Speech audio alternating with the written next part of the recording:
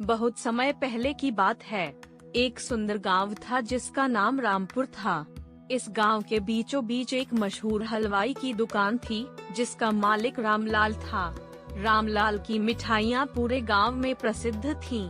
उसके मिठाइयों की खुशबू दूर दूर तक फैलती थी और लोग उसकी दुकान पर मिठाई खाने के लिए लंबी लाइन लगाते थे।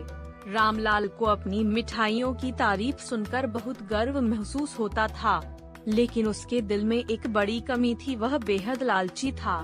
गांव में ही एक 12 साल का लड़का था जिसका नाम श्यामू था। श्यामू एक गरीब परिवार से था, लेकिन वह बहुत ईमानदार और मेहनती था। श्यामू के पिता की मृत्यु हो चुकी थी और उसकी मां दूसरों के घरों में काम करके घर चलाती थी। श्यामू पढ़ाई के साथ साथ अपनी मां का हाथ बटाने के लिए रामलाल की दुकान पर काम करता था। वह रामलाल की दुकान पर मिठाई बनाने में मदद करता और दुकान की सफाई करता था। श्यामू बहुत ही होशियार और बुद्धिमान लड़का था। उसे मिठाइयों के बारे में काफी ज्ञान था और वह रामलाल से मिठाई बनाने की विधि सीखने के लिए हमेशा उत्सुक रहता था। रामलाल भी श्यामू की मेहनत और ईमानदारी से प्रभावित था, लेकिन उसके मन में लालच छिपा हुआ था। एक दिन रामलाल के मन में एक ख्याल आया।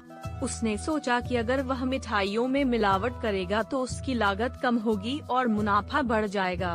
उसने शुद्ध घी की जगह सस्ता वनस्पति तेल मिलाना शुरू कर दिया। इसके अलावा मिठाइयों का आकार भी छोटा कर दिया ताकि वजन कम हो जाए, लेकिन कीमत वही रहे। श्यामू को इस बदलाव पर शक हुआ, लेकिन वह रामलाल का सम्मान करता था, इसलिए उसने कुछ नहीं कहा। जैसे जैसे दिन बीतते गए, श्यामू ने देखा कि रामलाल मिठाइयों की गुणवत्ता को और भी कम कर रहा है। मिठाइयों में मिलावट के कारण उनका स्वाद पहले जैसा नहीं रहा। श्यामू को यह बात बहुत परेशान करने लगी। उसने रामलाल को इस बारे में बताने का सोचा, लेकिन उसे डर था कि कहीं रामलाल उसे काम से निकाल न दे। फिर भी श्यामू की अंतरात्मा उसे बार बार यह कह रही थी कि उसे कुछ करना चाहिए। गांव में लोगों को भी मिठाइयों के स्वाद में बदलाव का एहसास होने लगा। वे आपस में बातें करने लगे कि रामलाल अब पहले जैसा नहीं रहा। एक दिन गांव के मुखिया ने इस विषय पर गांव की एक सभा बुलाई। श्यामू भी उस सभा में मौजूद था। लोगों ने रामलाल के खिलाफ शिकायत की और मुखिया ने मिठाइयों की जांच करवाने का फैसला किया। श्यामू को यह बात पता चली तो वह बहुत चिंतित हो गया। वह रामलाल को चेतावनी देना चाहता था ताकि वह अपनी गलती सुधार सके। श्यामू ने हिम्मत जुटाई और रामलाल से कहा, मालिक, आप जो कर रहे हैं वह सही नहीं है। अगर आप इसी तरह मिलावट करते रहे तो लोग आप पर से विश्वास खो देंगे। रामलाल ने श्यामू की बातों को नजरअंदाज किया और कहा, तुम अभी बच्चे हो, तुम्हें इन बातों का क्या पता। मुनाफा बढ़ाने के लिए हमें थोड़ा बहुत मिलावट करनी पड़ती है। तुम अपना काम करो और इन बातों में मत पड़ो। श्यामू को रामलाल की यह सोच गलत लगी, लेकिन वह कुछ नहीं कर सका। गांव के मुखिया ने रामलाल की मिठाइयों की जांच करवाई। जांच में पता चला कि मिठाइयों में सस्ते और घटिया सामान मिलाए गए थे। यह खबर पूरे गांव में फैल गई और लोग रामलाल की दुकान पर आना बंद कर दिए। रामलाल का व्यापार ठप हो गया। रामलाल को अब अपनी गलती का एहसास हुआ।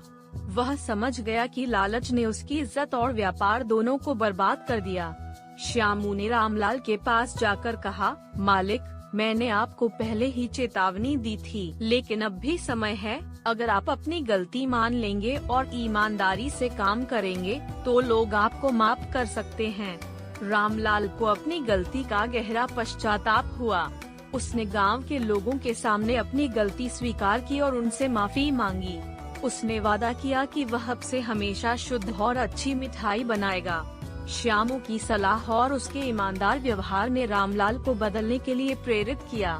रामलाल ने फिर से अपनी दुकान शुरू की, लेकिन इस बार पूरी ईमानदारी के साथ। श्यामू ने रामलाल की मदद की और मिठाइयों की गुणवत्ता को सुधारने के लिए मेहनत की। धीरे धीरे लोगों का विश्वास रामलाल पर वापस आ गया और वे फिर से उसकी दुकान पर आने लगे। रामलाल ने अपनी लालच को छोड़कर ईमानदारी को अपनाया और अब वह पहले से भी ज्यादा खुश और संतुष्ट था। लालची हलवाई की इस कहानी से हमें यह सीखने को मिलता है कि लालच का परिणाम हमेशा बुरा होता है। श्यामू की तरह हमें भी हमेशा सच का साथ देना चाहिए, चाहे परिस्थिति कितनी भी कठिन क्यों न हो। ईमानदारी और मेहनत से ही सच्ची सफलता और सम्मान मिलता है। रामलाल का जीवन यह संदेश देता है कि गलतियां इंसान से होती हैं, लेकिन उन्हें सुधारने का साहस होना चाहिए।